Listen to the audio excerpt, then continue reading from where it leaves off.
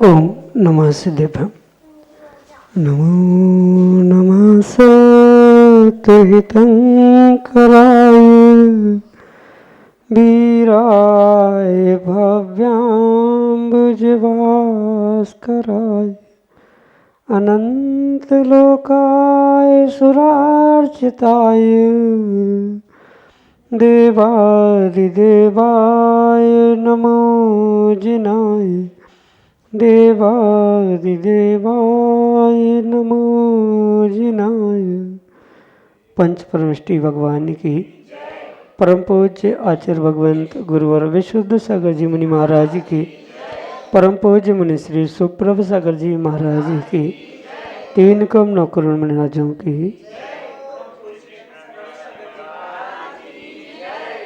समीचीन विकल्पों का सम्यक समाधान। सम्यक ज्ञान की वह अलौकिक विधा जिसके माध्यम से हम सभी प्रतिदिन अपने अज्ञान रूपी अंधकार को दूर करके और अपने अंतरंग में सम्यक ज्ञान रूपी ज्योति को ज्योतित करने का पुरुषार्थ करते हैं और वही सम्यक ज्ञान हमारे आत्मकल्याण के लिए कार्यकारी उपाय है। ऐसे आत्मकल्याण की अनूठी विधा समीचीन विकल्पों का सम्यक समाधान जो कि हम सभी परम पूज्य आचार्य भगवंत गुरुवर विशुद्ध सागर जी महाराज के मंगल सुभाषिष से परम पूज्य मुनि श्री सुप्रभ सागर जी महाराज के मुखारविंद से प्रतिदिन प्राप्त करते हैं। प्रारंभ करते हैं आज का सम्यक समाधान और आज के पहले विकल्प के लिए सो प्रज्ञा संघई बसमत महाराष्ट्र से महाराज श्री के चरणों में बारंबार नमोस्तु निवेदित करते हुए अपना समीचीन प्रश्न रख रहे हैं कि महाराज जी हमारे जन शासन में नारी को पूज्य मानते हैं।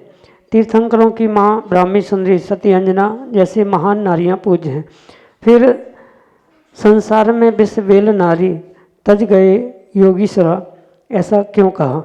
हमारे समीचीन विकल्प का सम्यक समाधान करने की अनुकंपा करें। नमोस्तु महाराज जी, नमोस्तु। ओम नमः सिद्धम। परम पूज्य आचार्य भगवान गुरुवर विशुद्ध सागर जी महाराज के परम पूज्य मुनि श्री सुप्रभ सागर जी महाराज की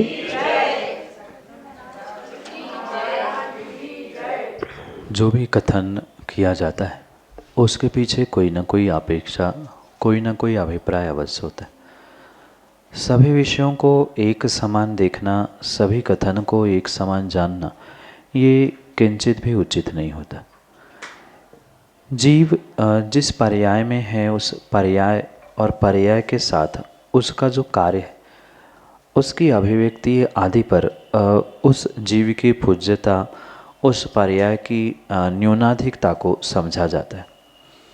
जहाँ तीर्थंकर माँ की पूजा की जाती है, सती, सीता, अंजना जैसे उन जीवों की पर्यायों को विशेष रूप से महान कहा जाता है, वहाँ उनके उस चरित्र, चारित्र, क्रियाकांड और विशेषता के निमित्त से ही कहा जाता है। पर जब भी सामान्य कथन किया जाएगा और जो पंक्ति उत्तम ब्रह्मचर्य के पूजा में आपने पढ़ी है कि विषबेल नारी तज गए योगीश्वरा, तो वहाँ कवि के अभिप्राय को समझने की आवश्यकता है। उन्होंने किंचित भी किसी भी प्रकार से वहाँ ये बलात् ज़बरदस्ती कथन नहीं किया। वहाँ जिस प्रकार से अभिप्राय है, यानी उत्तम ब्रह्मचर्य का विषय चल रहा है, उत्तम ब्रह्मचर्य की पूजा हो रही है, तो मुनिराजों की महिमा उस उत्तम ब्रह्मचर्य धर्म की अपेक्षा से की जाएगी। और उन्होंने इस नारी को, इस स्त्री को एक विष बेल की समय समझते हुए छोड़ दिया, ये अभिप्राय है। ना कि वहाँ किसी नारी को, किसी महिला को, किसी स्त्री को गाली देकर इंसल्ट करने का या उसे नीचा दिखाने का किसी भी प्रकार से प्रयास नहीं किया गया। क्योंकि ब्रह्मचर्य का विषय है तो परस्पर विरुद्ध वेदों के प्रति जो विपरीतताएं थी, यानी उसके प्रति जो राग द्वेष की परिणति थे, उससे दूर होने के लिए ब्रह्मचर्य कहा है। क्योंकि मैथुन ब्रह्म और उससे दूर होना यही ब्रह्मचर्य है। तो इसलिए उस ब्रह्मचर्य का व्याख्यान करते हुए इस जगत में ये नारी विष बेल की समान है, ये जिन्होंने जाना और जिनको छोड़ दिया वही नियम से ब्रह्मचर्य और उत्तम ब्रह्मचर्य धारण करने वाले योगीश्वर है, ये वहाँ कहने का अभिप्राय। मात्र वहाँ शब्दों को ग्रहण ना किया जाए, वहाँ जो अभिप्राय है, वहाँ जो योगीश्वरों के लिए नारी को बिस्बेल कहा है, वही नर को भी बिस्बेल की कल्पना की जा सकती है, महिला तपस्वी या आर्य का आदि आदि के निमित्त से। तो वहाँ कथन चूँकि एक समय में एक ही हो पाएगा, दोनों कथन उचित भी नहीं है। योगीश्वर निर्ग्रंथ मुनिराज जिनके लिए उत्तम ब्रह्मचर्य कहा जाता है, उनकी अपेक्षा से वहाँ कथन है। पर मात्र नारी ही नहीं, अपितु जो तपस्वी बनना चाहता है, योगी बनना चाहता है, वह स्त्री हो चाहे पुरुष हो, अगर उन्हें मोक्ष मार्ग पर आगे बढ़ना है तो अपने परस्पर विरुद्ध लिंग वालों के प्रति उन्हें यही भाव रखने चाहिए। इसलिए वहाँ पर यह लिखा गया है, वहाँ किसी स्त्री पर्याय नारी पर्याय का निषेध नहीं है, निंदा नहीं है, अपितु योगीश्वरों की महिमा कहते हुए वो किस अभिप्राय से निर्ग्रंथ होकर इस ब्रह्मचर्य को धारण करते हैं, तो वहाँ अभिप्राय मात्र इतना है कि वह विष बेल के समान उसे छोड़ देते हैं, दूर से ही छोड़ देते। ये वहाँ अभिप्राय कवि का होने से वहाँ उसकी ही अभिव्यक्ति है, उसकी अभिप्राय से अपेक्षा से समझने की आवश्यकता है। अन्यथा अगर आचार्यों को, कवियों को निंदा ही करनी होती, बुराई ही करनी होती, तो तीर्थंकर माँ की इतनी प्रशंसा क्यों की होती, सची पर्याय की इतनी प्रशंसा क्यों की होती, सती सीता जैसे महान सतियों के विषय में इतना सारा क्यों लिखा होता, उनकी प्रशंसा क्यों होती। तो उस पर्याय में उन्होंने श्रेष्ठ कार्य किया, इसलिए उनकी वहाँ प्रशंसा है। पर जो निर्ग्रंथ मुनिराज या आर्य का माँ भी उस श्रेष्ठ पद पर पहुँचती है, तो वह बिल्कुल इन्हीं भावों से कि जो परस्पर विरुद्ध लिंग है वह हमारे लिए संसार में विष बेल के ही समान है, जहरीला है, संसार में बांधने के लिए निमित्त है। इसलिए उससे दूर कैसे हुए और क्यों उन्होंने छोड़ा, ये उनके अभिप्राय, उनके भावों को अभिव्यक्त करने के लिए कवि ने वहाँ संसार में विषबेल नारी तज गए योगीश्वरा, ये उत्तम ब्रह्मचर्य का व्याख्यान करते हुए कहा। यही आपके लिए सम्यक समझ।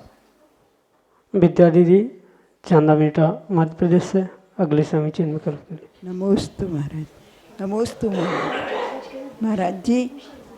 जीवन में करुणा, नम्रता और मैत्री, इनका तीनों का कैसे उपयोग किया जाए। नमोस्तु। दीन दुखी जीवों पर मेरे उरसे करुणा स्तोत बह, ये जो पंक्ति लिखी है, इसका अगर हमेशा चिंतन होगा तो जीवन में करुणा भाव अवश्य ही प्रकट हो सकता है। जो हमसे दीनहीन हैं, जिनको किसी प्रकार से दुख है, कष्ट है, उनके प्रति जो भाव प्रकट हो रहे हैं कि उनको किसी भी प्रकार से कष्ट ना हो, उनके कष्टों को कैसे ठीक किया जाए, उसके लिए क्या पुरुषार्थ किया जा सकता है, वह दुखों से दूर हो, ये सोचना उनके प्रति करुणा है। दया नहीं लिखी, अब वहाँ करुणा यानी भीतर के भावों की आवश्यक, क्योंकि दया में फिर भी प्रदर्शन हो सकता है, दया कर पाए नहीं कर पाए, पर करुणा जो भीतर आर्द्र परिणाम है उनके दुखों के प्रति, अरे कितना पाप का उदय है, बेचारा दुखी है, कैसे इसके दुख ठीक हो सकते हैं, क्या उपाय किया जा सकता है, संसार के सभी जीव सुखी रहे, उन दुखी जीवों के प्रति ऐसे भाव करना, ये करुणा है। और इनकी ही उपयोगिता से आने वाले समय के लिए आप साता वेदनी का आश्रय कर सकते।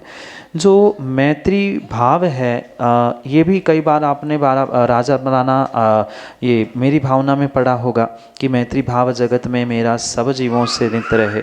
ये सभी सूत्र हमारे आचार्य भगवंतों ने दिए हैं। सत्वेषु मैत्रीम, गुणेषु प्रमोदम, क्लिष्टेषु जीवेषु कृपा परत्वम, माध्यस्य भावम विपरीत वृत्ते, सदा ममात्मा वेदिदातु देव। तो यही अभिप्राय को लेते हुए अनेकानेक कवि ने, अनेकानेक आचार्यों ने इसका ही पुनः पुनः व्याख्यान करते हुए कहने का प्रयास किया है कि दूसरों को दुख उत्पन्न हो ही नहीं, ऐसी जो भावना है ये मैत्री है। और कोई दुखी है तो वह दुख से दूर हो जाए, ये करुणा भाव है। तो पहली श्रेष्ठ बात तो यही कही है कि सभी जीवों के प्रति मैत्री भाव रखो। मैत्री का मतलब किसी को गले लगा लेना, एक साथ भोजन कर लेना, मौज मस्ती कर लेना, ये नहीं है। वो तो मित्रता हुई, यहाँ मित्रता नहीं कही, अपितु मैत्री कही है, जिसका कोई प्रतिस्पर्धी शब्द नहीं है। मित्रता की शत्रुता होती है, मित्र का शत्रु होता है, पर मैत्री का कोई अपोजिट शब्द आपके आपको प्राप्त नहीं हुआ। इसलिए सभी जीवों के प्रति, संसार के जितने भी जीव हैं उनको दुखों की उत्पत्ति हो ही नहीं, ये जो विचार है दुखोत्पत्ति अभावा, यानी दुख की उत्पत्ति का अभाव हो, कोई दुखी हो ही नहीं, ऐसा पुरुषार्थ करना, ऐसा सोचना, ऐसे साधनों को जोड़ लेना, इसे मैत्री कहा जाता है। ये मैत्री भी आपके लिए साता वेदने के लिए निमित्त बनेगी। नम्रता, जिसे विनय भी कहा जाता है, वह उत्तम मार्दव धर्म के निमित्त से प्रकट होगा। जितना अहंकार का जीव नाश करेगा उतना ही विशेष वह नम्रता को और विनय को प्राप्त करेगा। और सीधी सी बात है, अगर इन भावों को जीव समझता है तभी उन भावों को जीव प्राप्त भी करेगा। इसलिए बहुत बहुत अच्छी बात है कि सभी जीवों के प्रति मैत्री भाव रखते हुए कोई दुखी हो ही नहीं, ये भावना भाई। आप किसी का दुख दूर करने पहुंच नहीं सकते, ना किसी को सुखी कर सकते, पर भावना इसलिए भाना कि कम से कम हम अपना हित करें। हमारे अच्छा सोचने से जो पॉजिटिव एनर्जी क्रिएट हो रही है, जो सकारात्मकता हो रही, हो सकता है सामने वाले का पुण्य हो तो वो फलीभूत हो, ना हो तो कम से कम हमें तो मैत्री, प्रमोद, कारुण्य, विनय, नम्रता आदि भावों से साता वेदने का आश्रय हो ही सकता है। इसलिए जीवन में इसे उपयोग में लाने के लिए पल पल हम भावना भाते रहे कि कोई दुखी हो ही नहीं। अगर कोई दुखी है तो उस दुखों को मैं किस प्रकार से दूर कर सकता हूँ, क्या उपाय किए जाए, और इन सब को विनय से, नम्रता से हम स्वीकार करें, अपने सत्यता को और सामने वाले की भी यही भावों को प्राप्त करते हुए, प्रकट करते हुए हम जीवन में इसे उपयोगी बना सकते हैं। यही आपके लिए सम्यक समाधान। कमल कुमार मोदी, अध्यक्ष महावीर दिगम भजन मंदिर, लक्ष्मीनगर, उज्जैन, मध्य प्रदेश से। महाराज श्री नमोस्तु। मेरा प्रश्न ये है महाराज श्री कि अपने मंदिरों के जगह जगह जीर्णोद्धार हो रहे हैं, तो जीर्णोद्धार तो एक तो वो होता है कि जिसको जैसा है एज इट इज रहने दिया जाए, और एक जीर्णोद्धार ऐसा होता है कुछ जमीदोष करके फिर से उसको किया जाता है, जगह भी सब चेंज होती करती है, उसका क्या है? वर्तमान में जीर्णोद्धार का अभिप्राय अधिकांश जीवों ने समझा ही नहीं। जीर्णोद्धार के नाम पे आज बहुत बड़ी विडंबना और बहुत बड़ी विपरीतता आगम के परिप्रेक्ष्य में देखने में आती। आचार्यों ने स्पष्ट उल्लेख किया है कि कोई मंदिर की दीवार है जो प्राचीन मंदिर है, और उस मंदिर का अगर 2/3 हिस्सा साबुत है, मतलब व्यवस्थित है, तो उसका किसी भी प्रकार से गिराने का कोई औचित्य बनता ही नहीं। अगर ऐसी स्थिति में मात्र अपने अहंकार की पुष्टि के लिए उनको जमींदोस्त कर देना, उठा के कहीं अन्यत्र विराजमान कर लेना, या उसी को गिरा के पुनः नया बनाने का प्रयास करना, ये किसी भी प्रकार से जीर्णोद्धार के श्रेणी में आता ही नहीं है। अगर नया ही स्थान लेना है तो वहाँ नया मंदिर बने, पर पुराना है उसकी सुरक्षा, पुरातत्व ये बहुत बहुत आवश्यक है। जीर्णोद्धार वो होता है जो प्राचीन पुरातत्व, वास्तु, प्रतिमा, उनको पुनः उद्धारित करना। स्पष्ट शब्द ही कह रहा है जीर्ण उद्धार। जीर्ण का उद्धार करना ये समूल मिटाना नहीं है। समूल मिटा लिया तो वहाँ जीर्णोद्धार थोड़ी कहलाता है, वो तो नया कंस्ट्रक्शन या नवनिर्माण ही हो गया। भले ही तुम प्रतिमा वही रख रहे हो, और आजकल तो ये भी विडंबना देखने में आ रही है कि जो प्राचीन प्रतिमा है उसको उठा के कहीं किनारे रख लिया और दूसरे ही कोई मूलनायक वहाँ पर विराजमान कर लिए। ये किसी भी प्रकार से जीर्णोद्धार है ही नहीं है।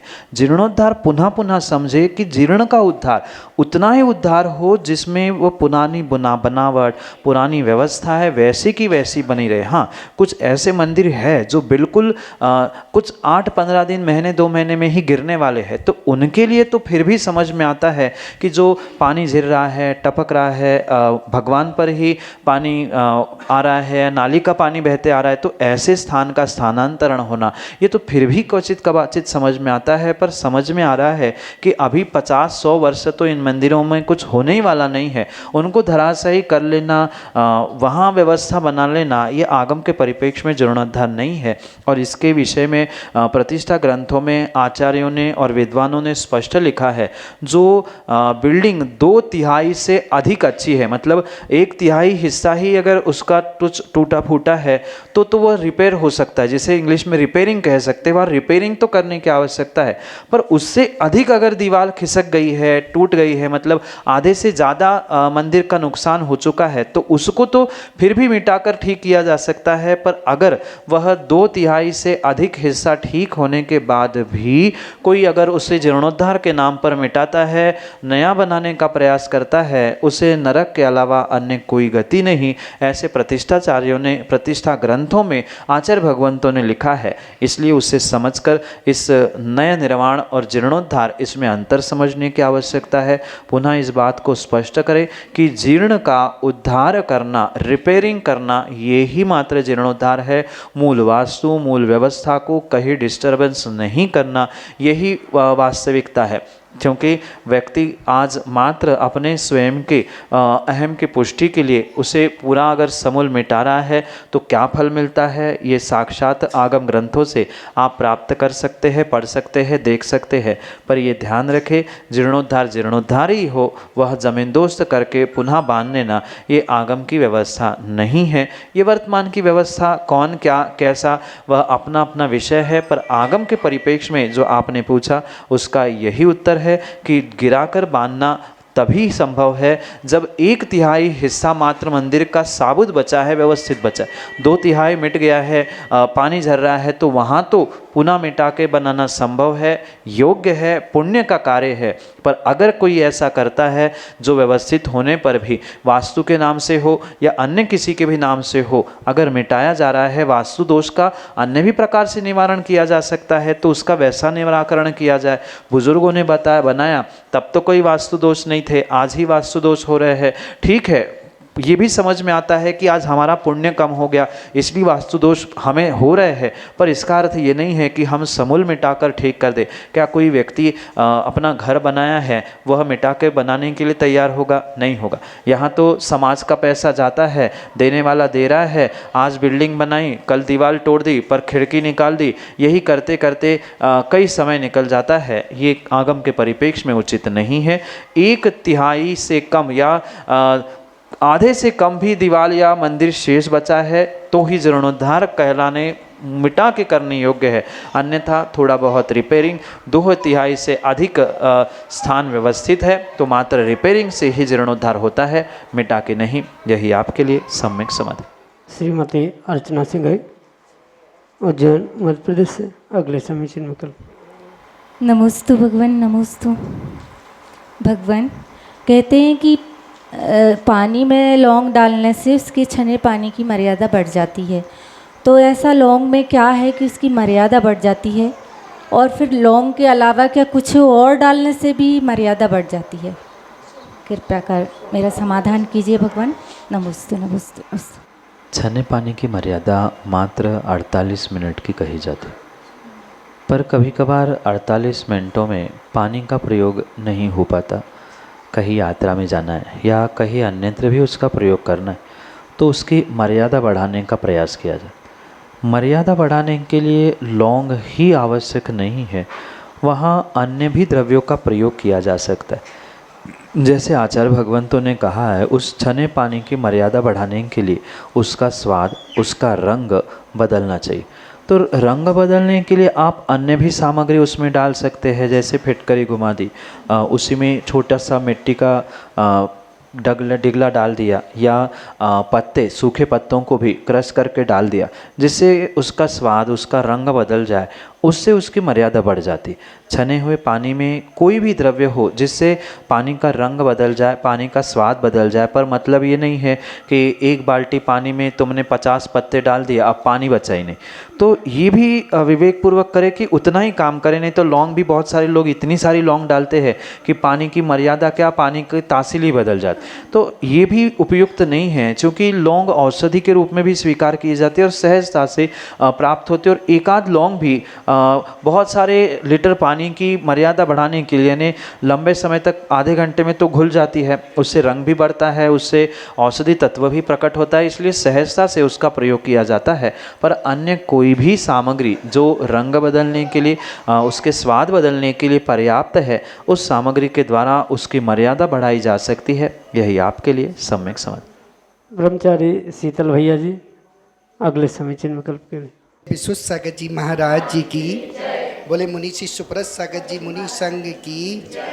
मेरा प्रश्न महाराज जी ये है, जो आज जो जीर्णोद्धार हो रहा है मंदिर का, जो नई नई प्रतिमा आ रही है, किसी भी मंदिर में जाओ भगवान का प्रचार कर दो, तो क्या भगवान का प्रचार करना जरूरी है, क्या अभिषेक करना जरूरी है? मेरे शंका सवाल है। अभी हम लोग अभी अच्छा से उसके एरिया में गए थे, नाम नहीं बताऊंगा मंदिर का, प्रतिमा इतनी सारी, इतनी विशाल प्रतिमा, इतना मंदिर, कोई पुरानी प्रतिमा, सब नई प्रतिमा है, और कोई जा रहा अभिषेक करने, भैया प्रचार कर लो। तो प्रचार करना जरूरी है कि अभिषेक करना जरूरी है? जो लोगों का भ्रम बता दिए, कोई भी जाए प्रचार कर लो। तो मेरे मन में श्रद्धा थी, महाराज जी इतनी बढ़िया प्रतिमा है, इतना पुराना मंदिर है, और प्रतिमा भी ज़्यादा पुरानी नहीं है, नई प्रतिमा रखी हुई है, तभी कर उसका प्रचार कर लो भैया जी। तो प्रचार करना जरूरी है कि अभिषेक करना जरूरी है महाराज जी? नमोस्तु भगवान, नमोस्तु।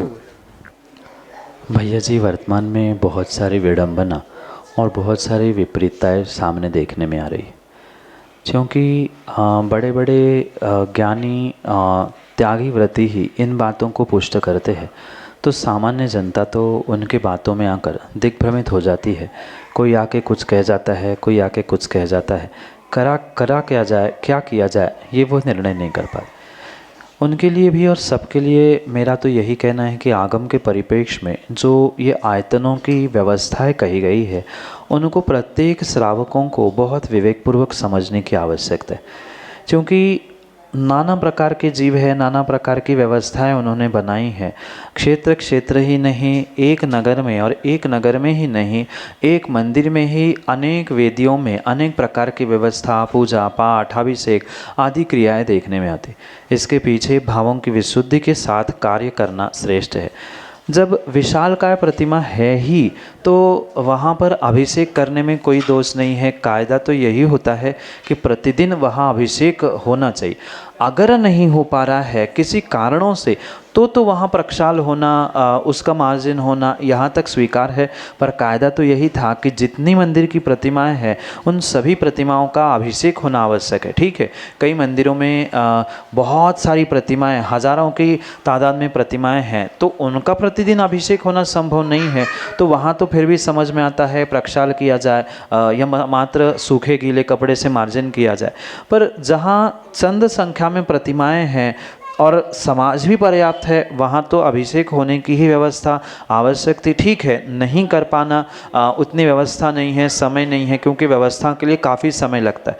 पर कोई कर रहा है और वो अगर जिम्मेदारी लेने के लिए तैयार है कि अभिषेक के उपरांत मैं प्रतिमा को पूरा व्यवस्थित मार्जिन करके, प्रक्षाल करके स्वच्छ साफ कर सकता हूँ, तो उसको अभिषेक करने में रोकना टोकना ये भी उचित नहीं है। अगर कोई रोक रहा है, टोक रहा है, तो नियम सेवा अंतराय कर्म का बंध कर रहा है।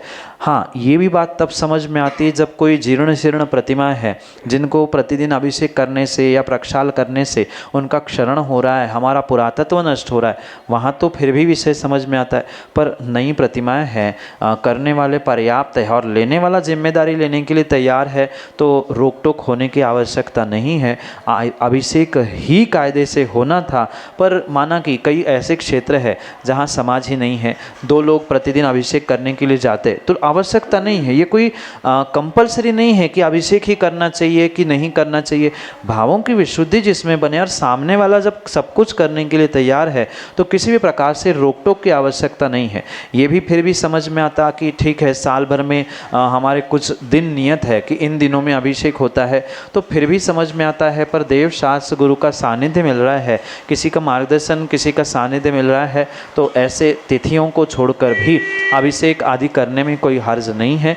अभिषेक से ही विशेषताएं होती है। ये तो व्यवस्थाएं बना के रखी है कि अभिषेक नहीं कर पा रहे हैं तो मात्र प्रक्षाल कर लो, गीले सूखे कपड़े से मार्जिन करके रख लो, पर कायदा तो अभिषेक का ही है।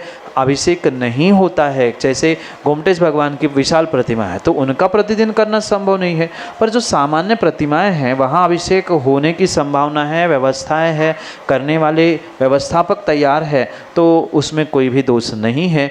नहीं हो तो भी पाप नहीं है और प्रतिदिन करे तो भी पाप नहीं है। पर ये विवेक है, स्थान, क्षेत्र, काल, द्रव्य, भाव, इन सबकी मर्यादा से ही इन कार्यों को करना चाहिए, पर रोक टोक किसी प्रकार से नहीं हो। यही आपके लिए सम्यक समझ। ज्ञानचंद जैन, उज्जैन, मध्य प्रदेश से अगले समीचीन में कल्प करें। मुनि द्वय के चरणों में सत नमोस्तु नमोस्तु नमोस्तु। ये मेरी मैसेज का प्रश्न है एक्चुअली। क्या व्रती श्रावक जो कि प्रतिमाधारी हैं उनको अपने से कुछ ज़्यादा वृद्ध साधर्मी बंधुओं के चरण स्पर्श करना चाहिए या नहीं? कृपया सम्यक समाधान प्रदान करें। नमोस्तु भगवान। व्रती श्रावक चूँकि प्रतिमाधारी है और उसका गुणस्थान सामान्य श्रावकों से अधिक होता है, अगर विधिपूर्वक उसने 2 प्रतिमा ली है तो उसका गुणस्थान आगम के परिप्रेक्ष्य में 5वां कहा जाता है।